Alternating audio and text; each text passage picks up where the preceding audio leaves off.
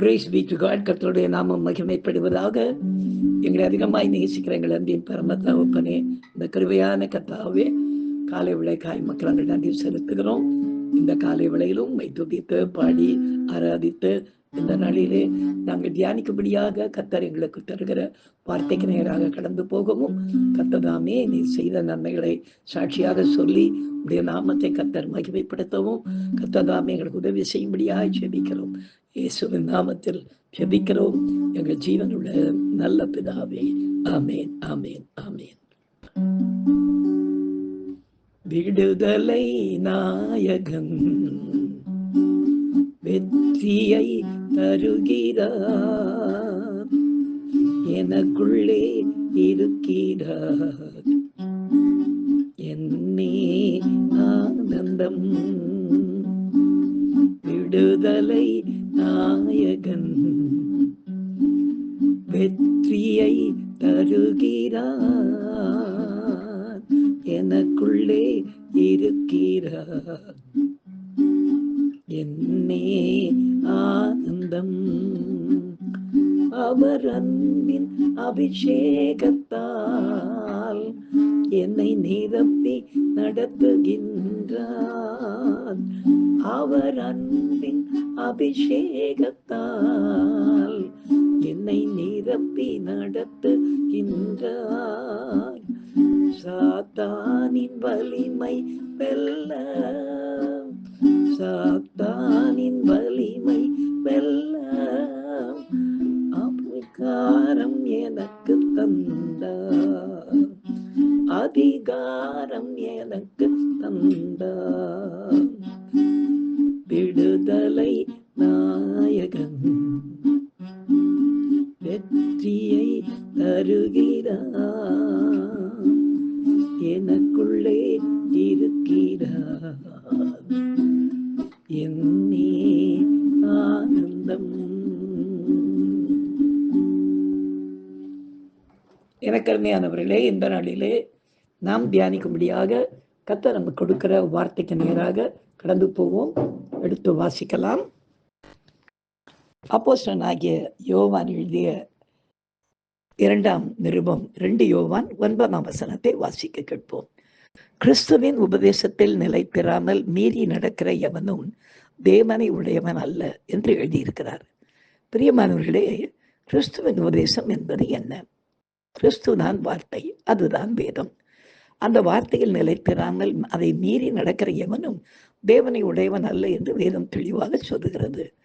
கிறிஸ்துவின் உபதேசத்தின் ஒரு முக்கிய பகுதி என்ன?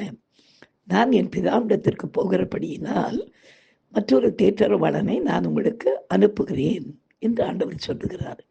இது கர்த்தர் சொன்ன வார்த்தை. நம்மை கிறிஸ்தவர்கள் என்று நாம் எண்ணுகிறவர்களாய், நம்புகிறவர்களாய், ஏன் அறிக்கை செய்கிறவர்களாகவும் உபதேசம் பண்ணுகிறவர்களாகவும் இருக்கும் பொழுது இந்த உபதேசத்தை கட்டாயம் முதலாவது நாம் ஏற்றுக்கொண்டு பரிசுத்த ஆவியை பெற்றுக்கொள்ள வேண்டும். பரிசுத்த ஆவியானவர் இருக்கிறார் என்பதை நாம் நம்ப வேண்டும். பரிசுத்த ஆவியானவர் நாம் பெற்றதும் மட்டுமல்லாமல் அவரது கிரியைகளையும் அவரது விடுதலைகளையும் அறியாத மக்களுக்கு அவர்கள் காணும்படி அதை நாம் அவர்கள் கண்களுக்கு முன்பாக நடப்பித்து அவர்களும் அபிஷேகத்தை பெற்றுக்கொள்ள வலியுறுத்த வேண்டுமே. இதுதானே சத்திய வேதம், சத்திய உபதேசம். நாம் இதை செய்யவில்லை என்றால் மாம்சமான யாவரை மேலும் என் ஆவியை ஊற்றுவேன் என்று கர்த்தர் சொன்னதை ஜனங்கள் எப்படி அனுபவிக்க முடியும்? உண்மைதானே? கட்டாயமாக ஆவியானவரை மற்றவர்களுக்கு சொல்ல வேண்டியது நம்மேல் விழுந்த கடமையாயிருக்கிறது. இந்த காரியம் எப்படி நடந்தது என்பதை உங்களுக்கு ஒரு சிறு சாட்சியாய் சொல்ல நான் வருகிறேன். கர்த்தருடைய நாம மாத்திரம் மகிமைப்படுவதாக. கர்த்தருடைய பெரிதான கிருபையினாலே கடந்த 14 ஆண்டுகளாக சிறுவர் வேதாகம விழா, சில்ட்ரன்ஸ் பைபிள் ஃபெஸ்ட் என்ற ஒரு விழாவை நாங்கள் நடத்தி வருகிறோம். அதாவது மே மாதத்தில் நடக்கக்கூடிய அந்த சில்ட்ரன்ஸ் VBS என்று சொல்லுவாங்க பாருங்க, அந்த மாதிரி எங்களுக்கு ஆண்டவர் சில்ட்ரன்ஸ் பைபிள் ஃபெஸ்ட் என்ற ஒரு ஊழியத்தை கற்றுக் கொடுத்து ஆயிரக்கணக்கான பிள்ளைகள் மத்தியிலே இதை நாங்கள் நடத்தி வருகிறோம். அந்த மாதிரி நேரங்களிலே புக்ஸு, பாடல் எல்லாத்தையும் நாங்கள் சப்ளை பண்ணுறதுனால எல்லா சர்ச்சும் சேர்ந்தவங்க வருவாங்க. அப்போ அது என்னென்ன சர்ச்சுன்னு எங்களுக்கு சரியாக தெரியாது. வரவங்க எல்லாருமே புக்ஸ் வாங்கிட்டு போவாங்க, பாடல்கள் வாங்கிக்கிட்டு போவாங்க. அப்படி ஒரு தடவை இந்த வருஷத்தில் மாதத்திலே ஒரு சகோதரரும் ஒரு சகோதரியும் வந்திருந்தாங்க. வந்திருந்தப்போ அவங்களுக்கு கொஞ்சம் பணம் ஷார்ட்டேஜ் ஆகிடுச்சு. அப்போ நான் சொன்னேன், பரவாயில்லம்மா உங்கள்கிட்ட என்ன இருக்குதோ அந்த பணம் அதை கொடுத்துட்டு போங்க, ஒன்றும் அவசியம் இல்லை, அதுக்காக நீங்கள் விட வேணானே. இல்லை, நாங்கள் ரொம்ப ஆசையாக ரொம்ப வருஷ காலமாக இந்த ஊழியத்தை நாங்கள் செய்கிறோம், இந்த குழந்தைகள் ஊழியத்தை, உங்களுடைய புக்ஸோ உங்களுடைய பாடல்களும் பிள்ளைகளுக்கு ரொம்ப பிரயோஜனமாக இருக்கிறதுனால இங்கே நாங்கள் தேடின்னு வந்தோம் பாஸ்டர் அப்படின்னாங்க. ரொம்ப தூரத்துலேருந்து வர வந்திருக்கிறோம் அப்படின்னாங்க. சரிங்கன்னு சொல்லி எல்லாம் உங்களுக்கு வேண்டியதெல்லாம் கொடுத்து முடித்த பிற்பாடு கடைசியாக போகிறதுக்கு முன்னால் எந்த சர்ச் நீங்கள் அப்படின்னு நான் கேட்டேன். இவ்வளோ ஆசையாக சரிங்களே அப்படின்னு. நாங்கள் சிஓசி அப்படின்னாங்க. சிஓசினா சர்ச் ஆஃப் கிரைஸ்டா அப்படின்னு கேட்டேன். ஆமாம் அப்படின்னு. அது நல்ல உபதேசம் இல்லையம்மா அப்படின்னாங்க. அவங்க இது மாதிரி ஷாக் அடிச்ச மாதிரி அப்படின்னு விட்டாங்க. என்னடா இது சர்ச்சையே சரியில்லைன்னு சொல்கிறாரு அப்படின்னு நான் சொன்னேன். கொஞ்சம் இருங்க, பைபிள் எடுத்து நம்ம பார்க்கலாம். நீங்கள் பைபிள் வாசித்து தானே உபதேசம் பண்ணுறீங்க குழந்தைங்களுக்கு. இப்போ நம்முடைய இந்த பாடத்திட்டம் எல்லாம் கூட பைபிள்லேருந்து தான் வருகிறது சொல்லிட்டு இந்த பகுதி எடுத்தவர்களுக்கு காண்பித்து, கிறிஸ்துவின் உபதேசத்தில் நிலைக்கலைன்னா நாம் ஆண்டவரை உடையவர்களே அல்லன்னு போட்டிருக்குது. அப்படி பார்க்கும்போது கிறிஸ்துவின் உபதேசத்துடைய ஒரு பகுதி என்ன? பரிசுத்த தானே. அப்போ பரிசுத்த ஆவியை நாம் பெற்றுக்கொள்ளவில்லை என்றால் நாம் ஆண்டவருடைய உயிர்த்தெழுதலிலே நாம காணப்பட மாட்டோமே. அப்ப நீங்க பரலோகம் வர விரும்புதியா? பூமியிலேயே ஊழியம் பண்ணிட்டு அப்படியே இருந்துருவீங்களா அப்படின்னு கேட்டேன். அவங்க கணவன் மனைவி ஒருத்தர் பார்க்க ஆரம்பிச்சாங்க. நான் சொன்னேன், என்னம்மா அப்படின்னு சொன்னேன்.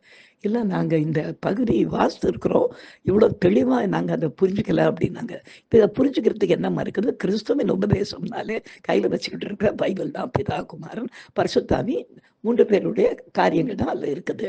அதில் கிறிஸ்து தெளிவாக சொல்லியிருக்கிறார், நான் போமேனே ஆகில் நான் பரிசுத்த ஆவியானவரை உங்களுக்கு அனுப்புகிறேன். அவர் பாவத்தை குறித்தும் நீதியை குறித்தும் நியாய தீர்ப்பை குறித்தும் உங்களுக்கு தெளிவாக கண்டித்து உணர்த்தி உங்களை பரலோக ராஜ்யத்துக்கு ஆயத்தப்படுத்துவார்னு சொல்லியிருக்கிறாரு. அப்போ நீங்கள் பரலோகம் போகிற ஆசையில் இல்லையா அப்படின்னு. ஐயோ, போகணுமே பாஸ்டர். நாங்கள் போகணும்னா எப்படி? பரிசுத்தாவி இல்லைன்னு சொல்லக்கூடிய ஒரு சபையில் உட்கார்ந்து கொண்டு இத்தனை வருஷமா பரிசுத்தாவி நீங்களும் பெறாமல் வர்றவங்களையும் பெற விடாமல் அப்புறம் எப்படி இங்கே கிறிஸ்துவ உபதேசத்தில் நிலைத்திருக்க முடியும் அப்படின்னு கேட்ட உடனே 2 பேர் ஒருத்தர் பார்த்து, என்ன பண்ணணும் பாஸ்டர் இப்போ அப்படின்னாங்க. முதல்ல அந்த சபையை விட்டு வெளியேறுங்கம்மா. அந்த சபையை விட்டு, நான் சபைக்கு விரோதி கிடையாது, நான் வசனத்துக்கு விசுவாசத்துக்கு ஆதரவாய் பேசி கொண்டிருக்கிறேன். என்னது நம்ம விசுவாசத்துக்கு கொஞ்சம் கூட சம்பந்தம் இல்லாத ஒரு காரியத்தை நீங்கள் பண்ணிக்கிட்டு இருக்கீங்க. பரிசுத்த ஆவி உங்களுக்கும் கிடைக்கல, நீங்கள் அதை வாங்கவும் இல்லை, மற்றவங்களுக்கும் இல்லைன்னு சொல்லிட்டு இருந்தீங்கன்னா அப்புறம் எல்லாரும் எங்கே தான் போவாங்க? அப்போ பைபிளை கையில் வச்சுக்கிட்டே நம்ம இங்கேருந்து நரகத்துக்கு போயிடணுமா அப்படின்னு கேட்டோன்னே அவங்க பயப்பட ஆரம்பிச்சுட்டாங்க. உடனே சொன்னாங்க, என்னங்க நம்ம பேசாமல் வேற எங்கேயாவது சபைக்கு போயிடலாமா பின்ன அப்படின்னாங்க. நான் சொன்னேன், ஊழியம் செய்கிறது முக்கிய காரியம் கிடையாது. 1000 ஊழியத்தை செஞ்சுட்டு தேவ சித்தத்தை செய்யலைன்னா உங்களை அறியன்னு சொல்லுவேன்னு ஆண்டவர் சொல்லியிருக்கிறார். அதனால முதல் நீங்கள் சத்தியத்துக்கு கீழ்ப்படிங்க, நீங்கள் பரிசுத்தாவி கேட்டு பெற்றுக்கொள்ளுங்க. பரிசுத்தாவி இல்லைன்னு சொல்கிற சபைக்குள்ள நீங்கள் போகவே வேண்டாம், அது தவறான காரியம்னு அந்த பகுதி எடுத்தவர்களுக்கு காண்பித்து, இப்படிப்பட்ட வேலை வீட்டுக்குள்ளே ஏற்றுக்கொள்ளாமலும் அவர்களுக்கு வாழ்த்து சொல்லாமலும் இருங்கள்னு போட்டிருக்குதும்மா. பிதா, குமாரன், பரிசுத்தாவி 3 பேரும் திரியேக தேவன் தான் நமக்கு தேவனை தவிர இதில் ஒருத்தர் நமக்கு வேண்டான்னு சொல்லி தடுறதுக்கு நமக்கு எந்த அதிகாரம் கிடையாதுன்னு தெளிவாக சொன்னதுக்கு அப்புறம், இல்லை பாஸ்டர் நிச்சயமா நாங்கள் போய் ஏதோ புக்கு வாங்கிறதுக்காக நினைக்காதீங்க, இங்கே வந்தது எவ்வளோ நல்லதுன்னு தெரிய வந்துச்சு. பரலோகம் போகாமல் நாங்கள் ஊழியம் பண்ணி என்ன பிரயோஜனம்? போய் எப்படி ஆகிற இதை நாங்கள் சபையில் சொல்லுவோம். அப்படி அவங்க எங்களை ஏற்றுக்கொள்ளலைன்னா நாங்கள் அங்கேருந்து வெளியேறி பக்கத்தில் எங்கேயாவது பரிசுத்தாந்த அபிஷேகம் உள்ள சபைக்கு போய் நாங்கள் திரும்ப ஞானஸ்நானம் பெற்று நாங்கள் பிதா, குமாரன், பரிசுத்தாவின் நாமத்தினாலே கட்டாயம் கர்த்தருடைய பிள்ளைங்களா வாழ்வோம். அடுத்த வருஷம் நம்ம சந்திக்கலாம் பாஸ்டர் அப்படின்னு சொல்லிட்டு சந்தோஷமாய் புறப்பட்டு போக கர்த்தர் கிருபை செய்தார். எனக்கு அருமையானவர்களே, சமயம் வாய்த்தாலும் வாய்க்காப்பட்டாலும் திருவசனத்தை கண்டனம் பண்ணி புத்தி சொல்லி நாம் பிரசங்கம் பண்ண வேண்டும். இது நம்முடைய வேலையா இருக்கிறது. நாம் செபிக்கலாம். எங்களை அதிகமாய் நேசிக்கிற எங்களின் பரம தகப்பனே, கர்த்தாவே, சத்தியத்தை சத்தியமாய் போதிக்க தான் எங்களை நீர் வைத்திருக்கிறீர் ஐயா. அப்படியாய் உலகத்திற்கு எல்லா ஜனங்களுக்கும் பரிசுத்த ஆவியானவரை நாங்கள் தெளிவாய் உபதேசிக்க கர்த்தர்களுக்கு உதவி செய்யும்படியாய் ஜெபிக்கிறோம். நாங்கள் கடைசி காலத்தில் இருக்கிறோம் ஐயா. உம்மால் வழிநடத்தப்பட கர்த்தர் உதவி செய்யும், பெரிய காரியங்களை செய்யும். இயேசுவின் நாமத்தில் ஜெபிக்கிறோம் எங்கள் ஜீவனுள்ள நல்ல பிதாவே. ஆமேன், ஆமேன், ஆமேன். God bless you. Thank you.